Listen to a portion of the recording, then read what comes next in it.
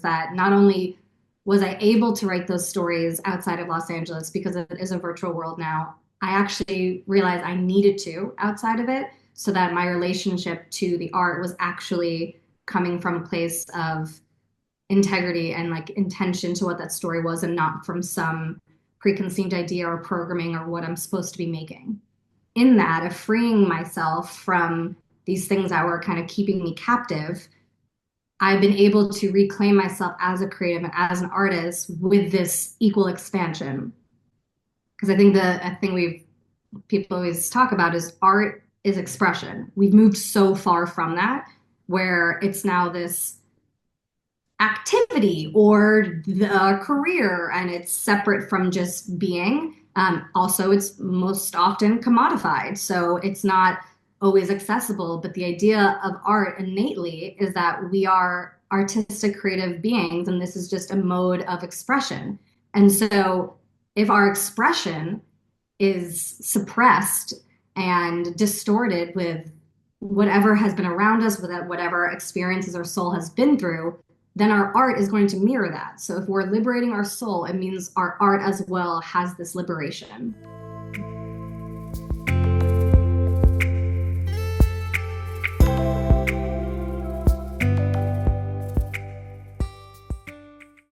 Hello, and welcome back to another episode of Fully Blooming. This week, I mean, if you're watching, you can probably see my smile already, but I've got Rachel Ben-Menachem on my podcast.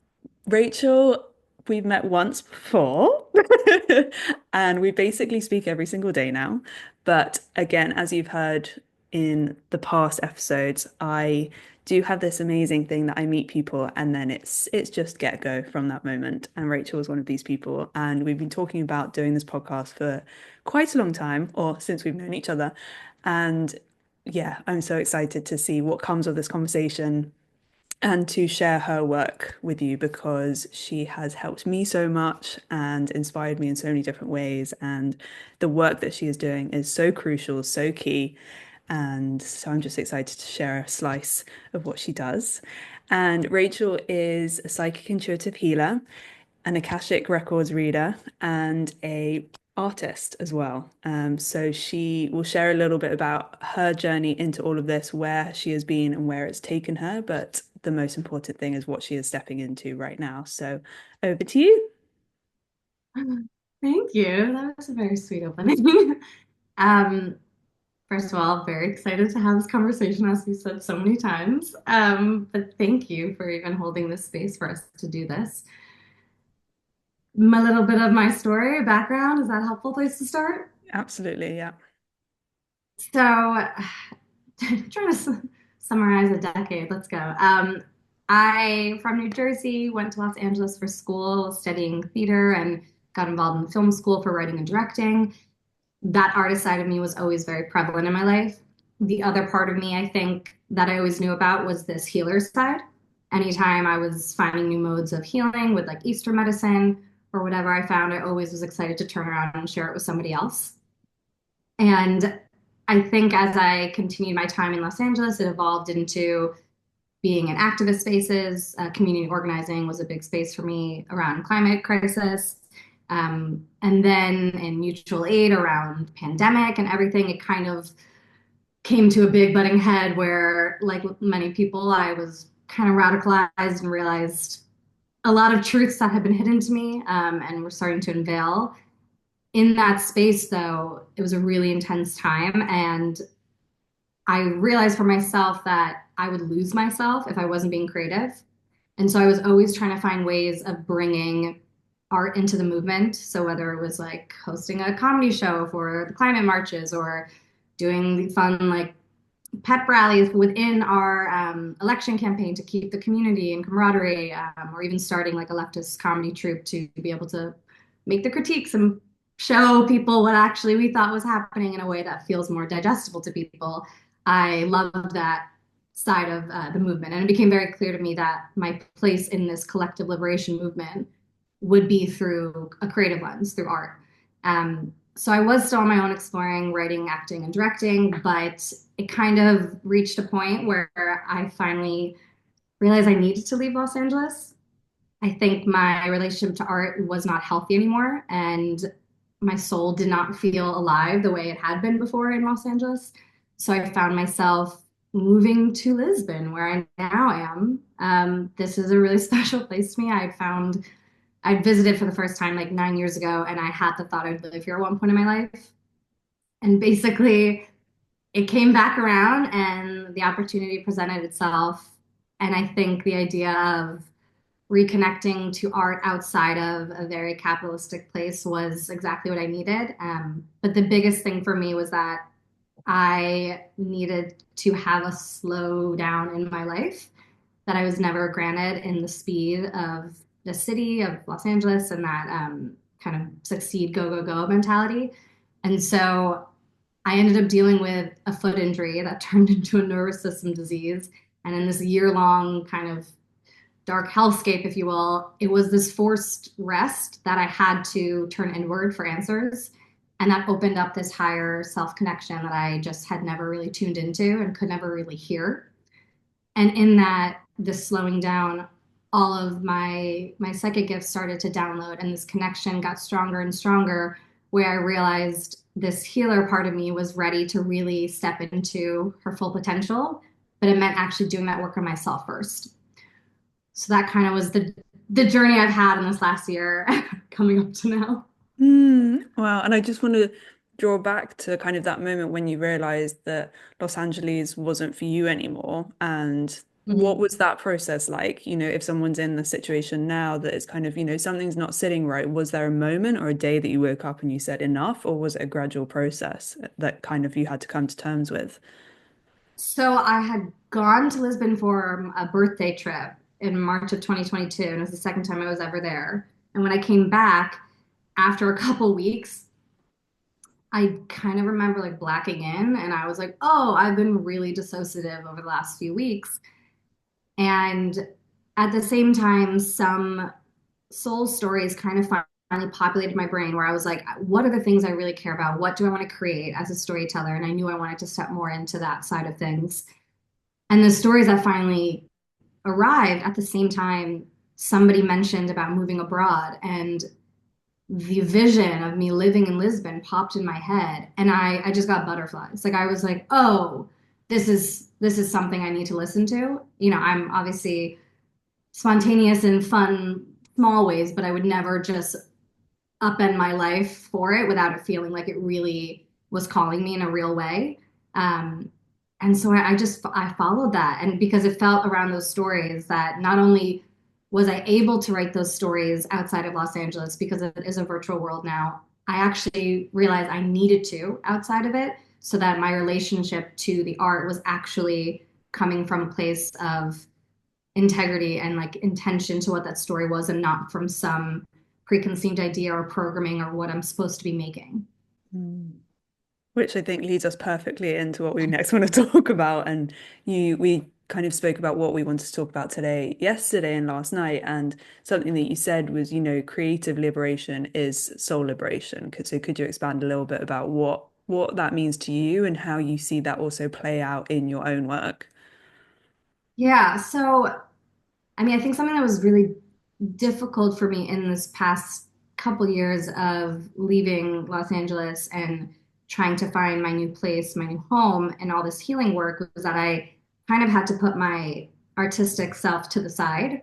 I know that's still at my core, and there's means of writing and doing small things where you can, but I'm holding on to that identity with the intention that I was doing this healing work for myself so that I could return to the art in a way that was more aligned and actually had a creative channel that was pure and coming directly from source light, however, or divine, however you feel, this universal oneness. Um, instead of it being rooted from distortion of programming ideas as well as ego.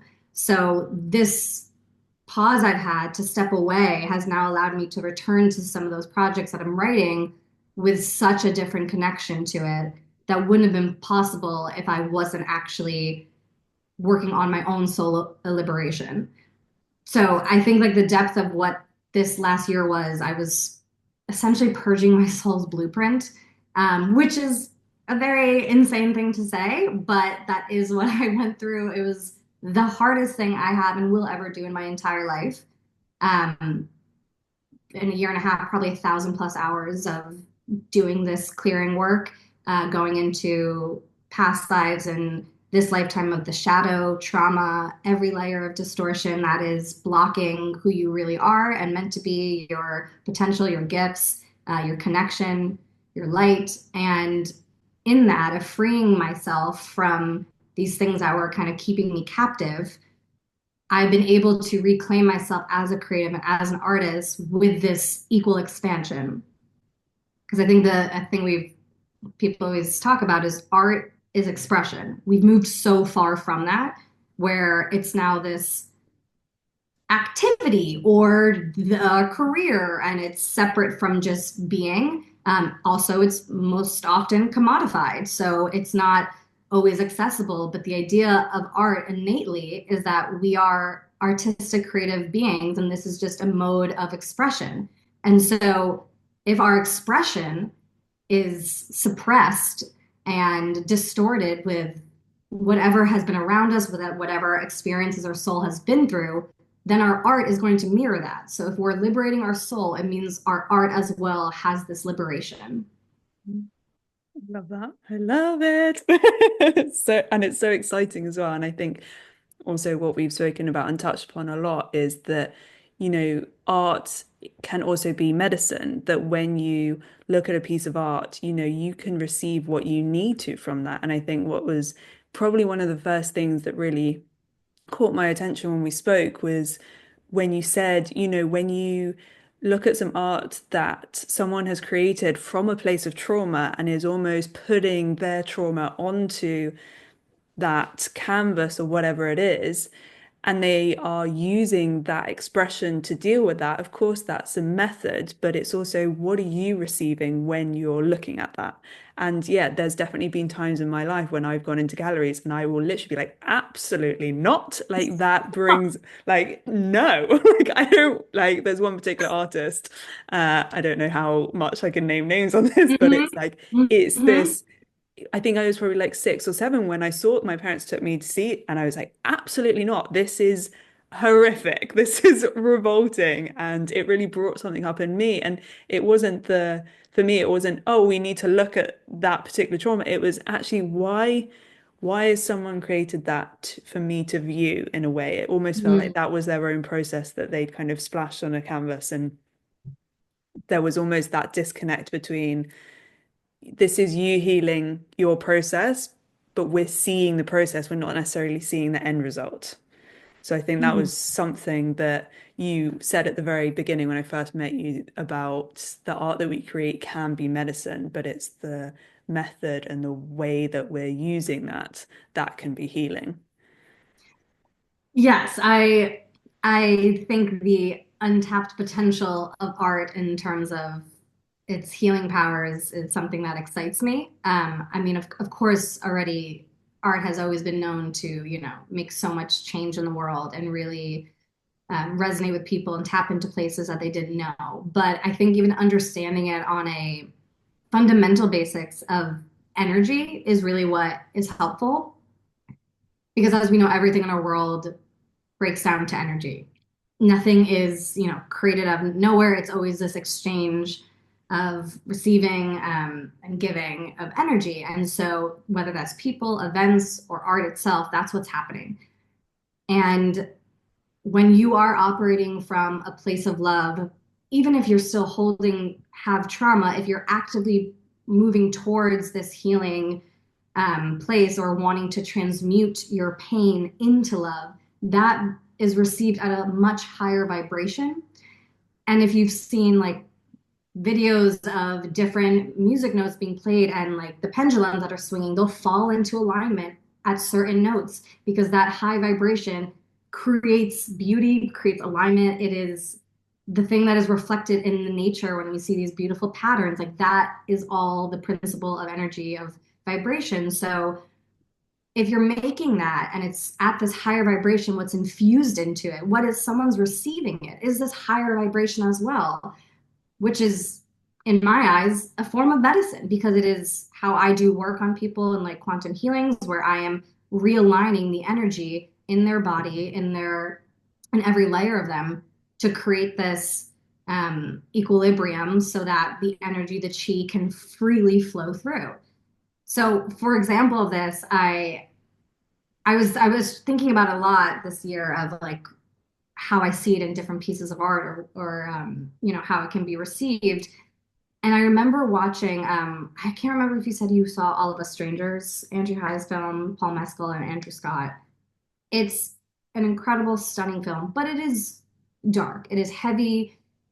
There's a lot of pain in that, for sure, of the story itself. However, to me, it is very clear that Andrew High's story that he was creating, very personal to himself, was something he actively was healing, that the pain of the story was being transmuted into love by the making of it, by the care of it, and the hopes that people seeing that will also be able to transmute their own trauma. And it's very clear that watching it, even though, I had an intense cry from it, which, someone might be like, oh God, it's hurting you. No, that was a deeply medicinal cry because whatever I was watching was touching a part of myself, whether from this lifetime or a past lifetime, that was remembering something, that was resonating with that pain and acknowledging that that's something I don't want to hold anymore, that that's something that's ready to come up to the surface and clear and move through.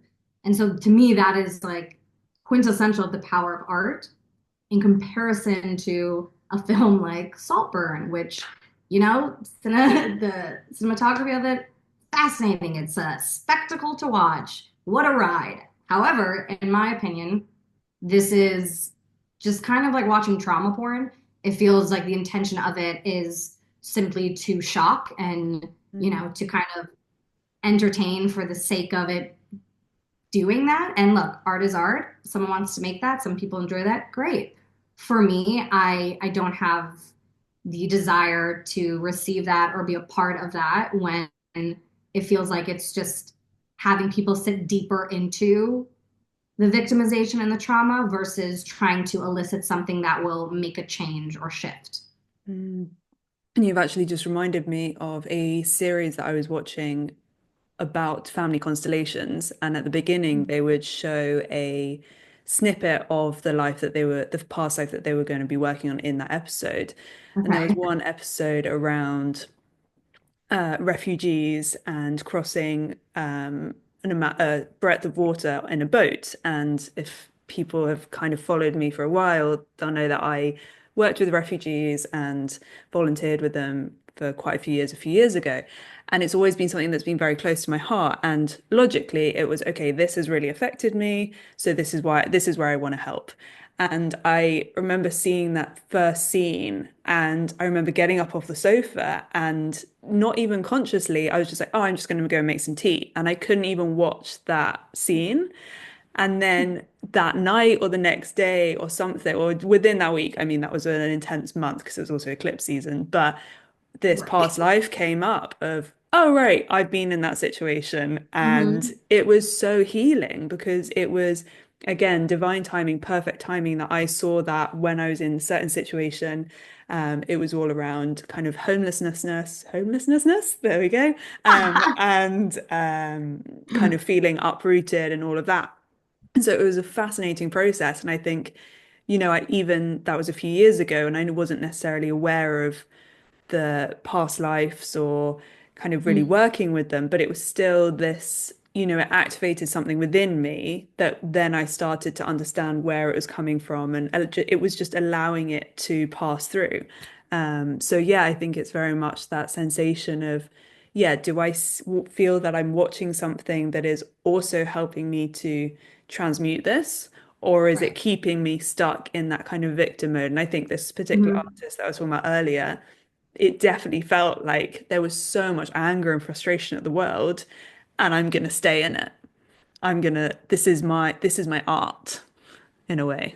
Yeah, no, it's interesting about that, especially with the emotions of like anger and rage and stuff, because I think those are such necessary emotions to experience. And but there still is a difference of like when you can feel that the anger and the rage is is something that needs to be heard by somebody else because it's not had the space to actually take center stage where we all need to be activated and awakened to that rage so that we can now start taking action and then move away from the rage and transmute that somehow. But when it does feel like there's almost a egotistical side of like staying in the rage because that feels comfortable. And Mm, it's true that certain vibrations, even on like the lower vibrations, when you've been in that for a while, it's comfort.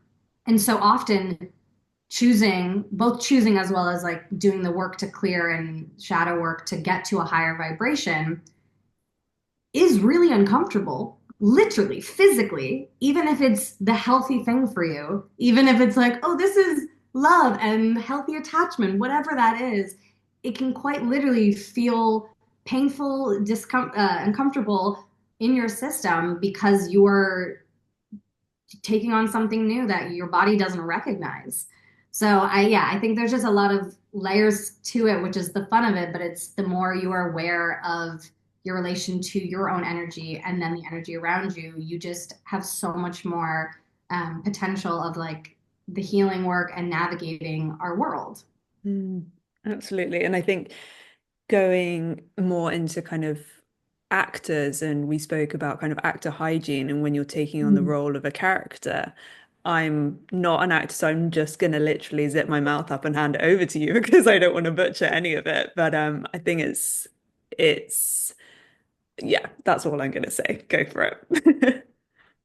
Yeah, I this side I'm very excited to explore this work with actors because we are a vessel in a way of storytelling in a way that's there's a burden of what character you take on. There's a beauty to it, but you as you know, as you see brilliant actors fully embodying a character, you are fully stepping into another human, and the idea of being in flow state where you are lost in that and just you're operating emotionally, physically as this character means that energetically too, you are holding the imprint of that character in yourself. And I think there's a really beautiful thing that happens of a catharsis of moving through some character story that is paralleling your own that you get to process by doing the work. Absolutely. But at the same time, there are some characters and things that there is maybe no resolution, or this part starts to tap into something that you know for yourself, but maybe don't have the tools or the support to actually uncover or fully investigate that in your soul as well. Um, in terms of just hygiene, though, so doing it, something that kind of came to me of how I want to support or why I want to support actors is because of experience that happened to me. I I was working on a scene in my acting class like a couple years back. It was Angels in America, and I was doing a scene of like Harper and Joe, and she's deeply pained, like I believe on painkillers, so suppressed that she's trying to have a conversation with her closeted husband, and like that is all being held and stored inside. And I remember one of the rehearsals I was doing with it that as Harper, I was on the verge of tears, but Harper would not have released that in front of him. It made sense that she was holding that in. Um, that's who the character was. However, me as Rachel absolutely needed to cry. But when it ended, I think just somehow that moment passed and we were already in conversation about the scene and it kind of just pushed its way down into me. And the next day, I remember I was working at home and I was so unfussed, like truly nothing stressful going on, just on my computer. And out of the blue, this tsunami of pain flew up to my chest, like truly what you hear people being like a heart attack, panic attack, like knives, like just stabbing. But there was nothing connecting to my mind and I was in excruciating pain. But the download all of a sudden I got was this is an emotional upheaval. And I was like, oh my God, this was what I was suppressing and holding on to as Harper that I never released. And ever since then, as I was starting to understand my relationship to energy and, stored emotions and all that in me as Rachel, I realized how important that was of making sure I was also querying that specifically when I was acting or doing this work after. Um, because it's just as real as our human being, and we don't, I think actors don't realize how much is being taken on. So yeah, that definitely is something I care deeply about and want to support I other mean, actors. yeah, I mean, even for me, I've never been in that space, but I think for me, it was always before actually even meeting you, it was, oh, you learn a few lines and, there's different, very naive, and then I've seen a few movies since and I'm like, wow, they are so like it's absolute magic watching it and kind of I think even having the conversation with you and knowing how much goes into it I think Mhm. just allows me to appreciate it even more. But I think before we spoke about different methods of acting, and there are some which are a lot more, I guess, immersive, where you Yeah, do method fully take acting method itself. acting. Yeah, Yeah. do you want to touch upon that a little bit? Well, yeah, I mean, I commend people who have that approach and want to fully live a month or 2 months or however long as this role. That's an intense dissolve into another being, and I that's not something I believe that resonates with me. I think our ability to fully release and become this role is possible moment to moment wherever you are. Like if you have done that type of work, but I think more so the idea of in terms of actor hygiene, how we can maybe navigate getting into a role, but more importantly, leaving it properly. So in my mind, the whether it's daily rehearsals or you're working on a show and it's the quick everyday shaking it out, whether you're holding a lot like the character I was, where you absolutely need to find a way to sob right after to release it, put on a sad song, dance it out, shake it out, have a primal scream, like that immediate physical somatic release out of your body is so necessary. But if you're playing a role for a really long time and you just have to stay in it, even if it's not method, but you're just immersed in it because you're on set all the time or on stage all the time. Once it's over, or even maybe every few weeks, going deeper into this type of energy work where you are really connecting to the emotional wounds, the traumas that is connected to the character to release that, I just think is absolutely necessary to keep you as the actor okay. Because an actor, a character can be out of control, but I believe that an actor should always be in control. And to be in control means you are taking care of yourself and are aware of what is yours versus what the character is when you step out of that character. And what was just coming to me, which was really interesting, so I've never thought about it this way, but also just seeing where the conversation goes, was how many people are acting in their everyday life and putting on a character and putting on a show, their own show, of trying to conform. I know I certainly did it. And again, that was kind of that, yeah, disillusionment of, okay, what person have I been trying to mold myself into? And I think it's exactly the same when you kind of start to realize, okay, this isn't actually me. And all the questions that I Mm. say on every podcast, it's like, connect to your why, connect to who you really want to be and how you start to see the difference between who you want to be and how you're actually showing up in the world. And I think exactly the same methods that you said in that initial moment of you're feeling an emotion rise, and rather than starting to suppress it instantly, it's having that awareness and being like, okay, I need to release this right now. So even whether people are artists or actors or creators, but or not, it's still in some way we are all putting on a show. And it's just very interesting. Just listening to you talk about that, I was like, oh, this is relevant to absolutely everyone, which I know we've also spoken about. No, I mean, it's funny saying that way, but yes, truly, like doing, your soul healing work is about, it's not becoming someone new, it's unveiling Mm, what has been covering you from your truest self. And that covering is often let me put on this version of my ego to protect me, or let me, have these triggers that I always listen to, whatever the programming around me, I'm going to do it this way because this is what I know and is comfortable. So there is that means of like continuing to take on things, and we're trying to unveil that.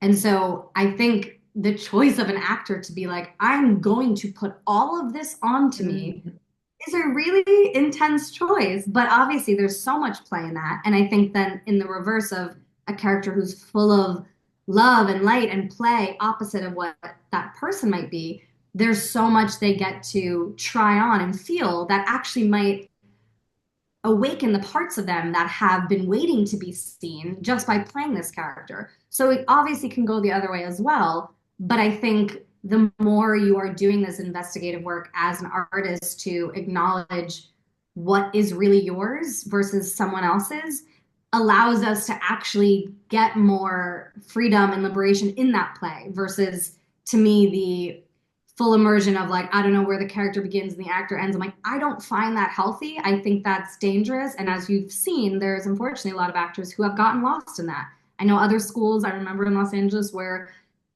I truly, they almost were making it like a therapy session, which it should not be, in the way of tell me your darkest, most fucked up stories and use it. Not as a means of let's actually heal through it, but use it because that's where the gold is. And that to me is the same effect as the artist trying to be like trauma porn, shock. And that's making you sit further into those places and thinking that you have to be the tortured artist in order to be successful, which I do not ascribe to.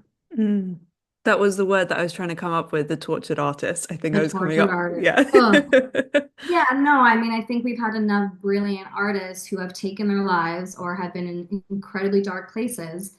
And that's nothing that we should pedestal and acknowledge that there was beauty in a deep attempt to share the love that there was there or connect, make art as a means to grab onto someone or call out for help. But our ability to transmute that and heal that doesn't mean we can't still be making those profound stories, but it means that we're not equally stuck and victimized in that space. Mm. Big stuff. Big stuff. So going back to connecting to your true, purest form of creation, you moved from Los Angeles to get out of kind of that space, but I know we spoke about as you well, the overconsumption of everything and actually what is our idea? What is our download? What is our imagination versus what is my ego saying this will work because it's worked for someone else? And it's so funny because this conversation is so similar to the conversations I've had with, business coaches, or it's the same in every single kind of industry, but it's what's mine and what is someone else's. Yeah, I mean the trigger word that you were bringing up, imagination, and I know we've had so many fun conversations about this, but the way I see imagination, which literally goes, as you said, for every aspect of our life, for every career, profession, element, play, relationship, we connect in some form or another to our imagination, or we don't even realize it. But to me, the imagination is a portal. Going back to the idea of, we don't exist in vacuums, everything is coming from somewhere. So in my understanding, our imagination works as a portal in that it is our soul communicating with us because our soul is able to see past what our 3D self can in other dimensions, but it also might be receiving or wanting to share messages from our soul journey, past or even future. So that awareness to the power of our imagination feels so, so much more important than I think we give it credit for, because often it's this like, oh, the little kids having their imagination playtime, and yet they are channeling with far more purity than most of us are as we continue to suppress that part of ourselves. Um, and I think to the point of like what is really coming through as ours versus what is just been distorted or coming from ego is what I'm really excited to continue working with people with, or especially people who want to focus on their creativity and their artistry, to be able to separate that by working on that soul liberation so that the messages coming through from your imagination portal, from that creative channel, are really your higher self from source and this higher vibration of love that will create something that you probably didn't even know was possible if you'd stayed more confined to the mainstream or the programming that's circling around us and keeping us so consumed with just what's right in front of us, especially on our phones. Mm. And I think that was something that um, is so key with what you're putting out there. It's that true, like as we spoke in this whole episode, but it's that true connection to what is trying to come through specifically for you Mhm. and the blueprint and your soul's kind of journey as well, and what it wants you to create whilst you're here. And it's whether that is through a physical piece of art or a mode of, but I think for me, it's everything is an expression of our creativity, Yes. whether it is building a business or whether it's screenwriting. It's the same Mhm. concept. And I think that's why I love our connection because it's, we're so parallel in what we're doing, but Mhm. in so many different worlds. And I think it's magic to have you on because it's just looking at it from a different perspective, but it's still fundamentally the same core message. And I think that's it's so special. It's so special.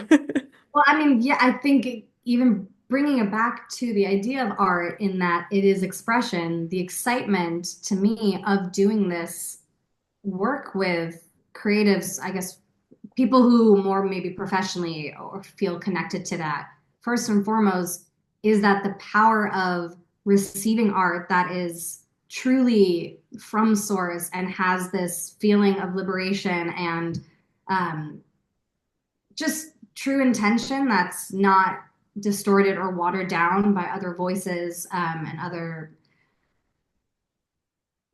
outside factors without getting into all the fun dark world of it, but being able to like have more of that art received on that vibrational level is means that anyone receiving it, if you don't even think you are the artist, is going to find something that's resonating and realize that they can start expressing, whether it's in their relationships or in their mode of work, through this creative lens. And the ability to have art just more pervasive as expression instead of this commodity, I think will come by the intention of the current artist really doing it through a lens of healing and not just for success. Yes, mic drop. As you were saying, I was like, and that's going to be the first section. I love that. And I think also something that I wanted to draw upon was that, the arts are underfunded. And I think it's exactly as you just said, it's this you know, expression and being our true selves and creating exactly what we're here to create is potentially not the story that we're told growing up, and it's not the way that society functions. And I think expressing in whatever form, as you've said, it's so incredibly powerful. And so I know we touched upon this yesterday of course it's underfunded. Of course it is.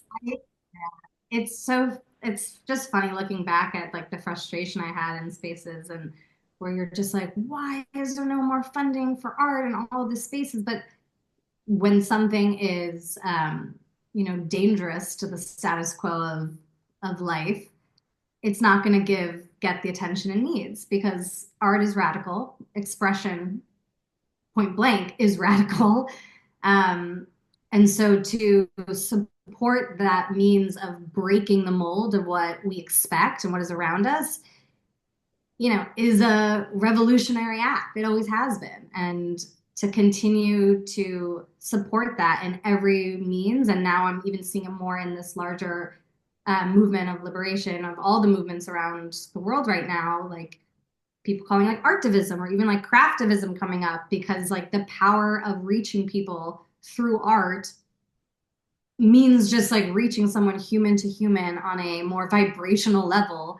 Um, and I just will always stand for that immense power it has, but I'm just excited to support that on this, molecular level of all the energy work that can be shifting and releasing to have even greater impact than we think is plausible. Mm. And on that note, I know you've mentioned it already a little bit before, but how do you support those people? So, the thing right now I'm most excited about is I have a basically a mentorship program called the Artist Ascension Program. And it is roughly, I'd say, 3 to 4 month container where I am guiding you through this journey of soul healing, whatever, I'm meeting you wherever you're at, whatever means of connecting or reconnecting to your artistic expression. Um, I'm there to support you and work through this on the quantum healing level of restoring and clearing out trauma, shadow work, misaligned energy, limiting beliefs in our mental, emotional, and physical bodies, as well as even a little bit of the darker stuff where, there's even black magic, entity attachments, doing soul retrievals, parts of you that, you lost along the way on your journey, to move as close as we can to this soul liberation so that as we've discussed, this creative liberation can really be as expansive as possible. Hmm. And this is just the beginning. Yeah. This is just the start. Keep an eye out for Rachel. I have a feeling, slash, did some downloading yesterday, that there are big things coming. So, Cool. yeah, is there anything else that I know you're coming on for a few more episodes. We've already got them planned out, and we're going to go into more of like the Akashic Records and past lives and all that fun stuff. But All is the there fun anything witchy else? shit. Oh, yeah, love it. But is there anything else on this topic that you wanted to share about or draw upon? Um,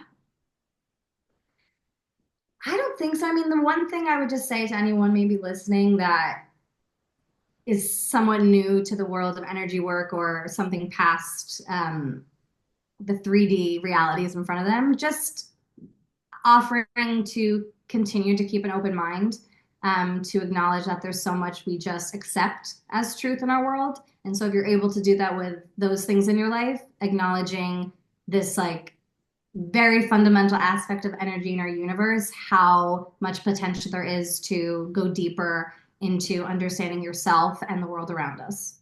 Mm, love it. Love it. And yeah, I was just looking at my notes and we've covered it all that we spoke about. So Amazing. so yeah, I'm so grateful and I'm so excited for our next following episodes. But yeah, I'm really excited for this episode to come out just to bring this alternative perspective potentially to my audience, but also to like ground in the work that you're doing. And yeah, we know where it's going, but to really, this is one of the starting blocks of it. So yeah, thank you so much.